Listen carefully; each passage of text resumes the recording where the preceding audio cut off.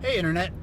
So I got a question from one of your kids, about what would happen to Christianity in 1,000 years if somehow somebody were to confiscate all the Bibles and burn them all so that all of the statements of doctrine would be gone.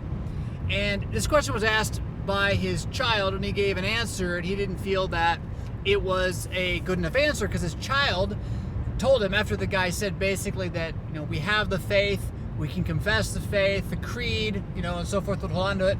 The child said, yeah, but don't you know about the telephone game where, like, I tell you one thing and then you tell someone something and they tell someone something, and after a little bit it no longer is what it was. I mean, isn't that maybe even like what happened to get us here?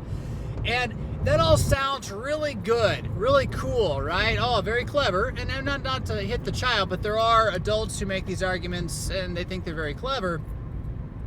And that is until you spend any time studying oral cultures and their ability to pass on information from generation to generation. And if you spend any time doing that, what you find out is that it is not a telephone game.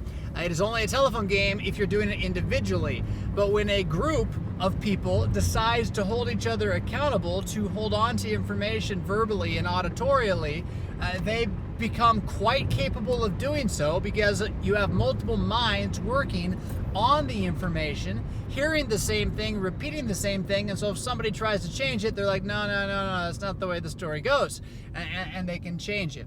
So, I mean, you got a couple of answers here that you can really dig into, and maybe the most important one is that, that's up to God, right? I mean, if there's a God, if you don't believe there's a God, okay, you're just playing with sophistry to try to make a point. Sure, fine, whatever.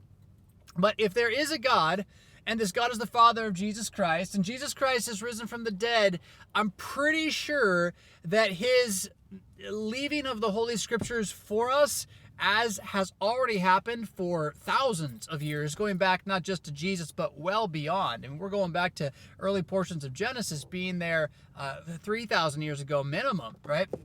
And then them being built on oral tradition that goes all the way back to the very beginning.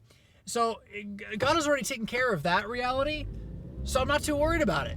I mean, really am not. I think he has a plan at the end of the day. But with that said then, the plan would be, should the scriptures be taken from us and we're left only with our minds, I mean, this is why we have a catechism.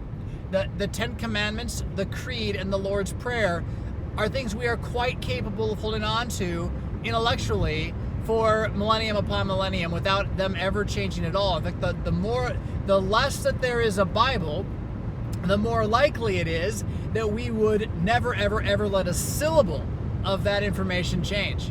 We would be able to hold on to it and pass it forward, again, by repetition and by continuing to hold each other accountable to what's being said. This is the power of words. It's the power of truth.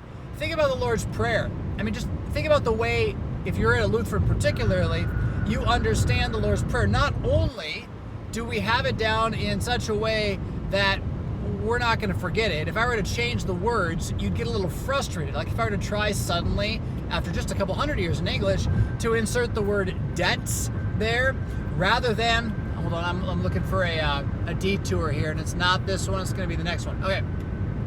If I were to insert the word debts rather than say the word trespasses, how well would that go over with your congregation? Would you just adopt it right away? Oh, no problem, big change, or a small change? No, of course not. It is so established and rooted in the oral tradition that you would not allow that change to take place. More so. It's so established, not only do we have the words down, we have the rhythm down. We say it with the exact same rhythm, and that rhythm is part of oral tradition. It's part of the way that an individual would keep in their mind those words in the right spot by having it not merely be sounds, but rhythm and repetition.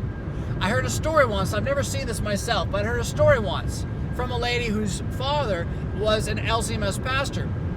And he would visit a woman who had, I forget how it happened, some sort of brain damage. And I don't remember whether this was a car accident, I don't remember whether this was some other thing. But as a result of the brain damage, the only word she could still speak was the number, I think, 2. It's definitely the word 2, but the number 2, T-W-O. It's the only word she could speak. And when he would come as the pastor and do the liturgy for her in the home where she was being cared for, she would say the Lord's Prayer with him, but she would only use the word 2. And it was, I mean, you can do it too. 2, 2, 2, 2, 2, right? Yeah, 2, 2, 2, 2, 2, 2, 2, 2, 2, 2, 2, 2, 2, 2, 2, 2, 2, 2, 2, 2, 2, 2, 2, 2, 2, 2, 2, 2, 2, 2. Right? Right.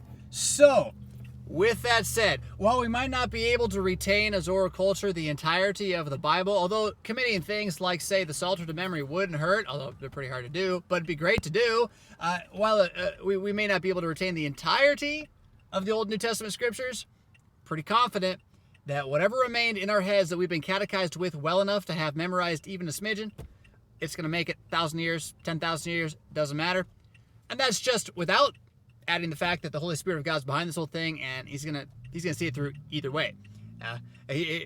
His task is to call to mind everything which Christ has said, and the way he's chosen to do that is by writing it down for us at the moment. And why would we think it would be anything other than that? So, I mean, it's a cool question. It's fun to play with, but the telephone game thing, it certainly applies to gossip. Oh yeah, sure does. But it does not apply to oral traditions and cultures that have oral tradition at which, or in the center of which, they desire to preserve something which is of value to them. By simply repeating it over and over again in community, they can establish it in a way that is beyond even what a written document would be able to do. Yeah? You with me? Hopefully that helps out. We'll catch you guys all later. I'm gonna keep while we're at the end here. For those of you who are concerned about driving and talking at a camera, I do make an effort not to look at you at all unless there's wide open or stopping space. But I probably shouldn't do that at all, but it's hard not to do that. And it really, the crazy thing about it is, better, slow down. Yeah, I'm paying attention, concerned with the road than a normal, well, I should say, I'm always concerned with the road. I'm more concerned with the, God help me, than normally. See this guy's slowing down? I'm giving him plenty of space. I would be like so angry that I want to get around him, get home faster, because yeah, it's not good. So anyhow, if you're worried about it, don't be. It's fine. I'm fine. Yeah. Am I justifying myself? Always. We'll catch y'all next time.